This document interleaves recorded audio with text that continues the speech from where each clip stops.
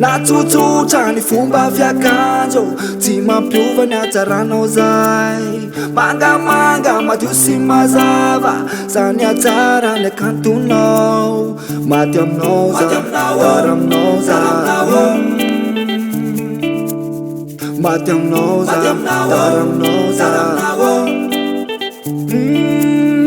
aveo ny fininao ny tanako hafalina ny tatoampo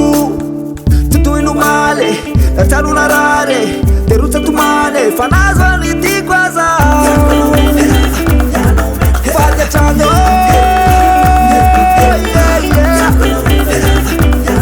kenelumibamano siedinopawafisawanamukariase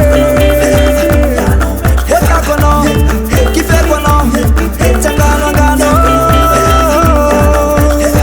abalamanoni fanekapina namanatina sapawabe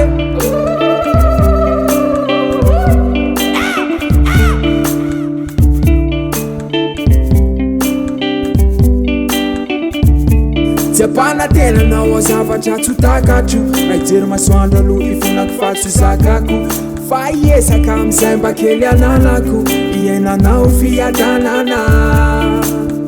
diako anao tsy tady afafa ianao ihany maty aminao neko lavitranao matsialo amy zavaboary anao de velo fahatsarana masalama matamana azokasako ny aiko maivamaivana ny saiko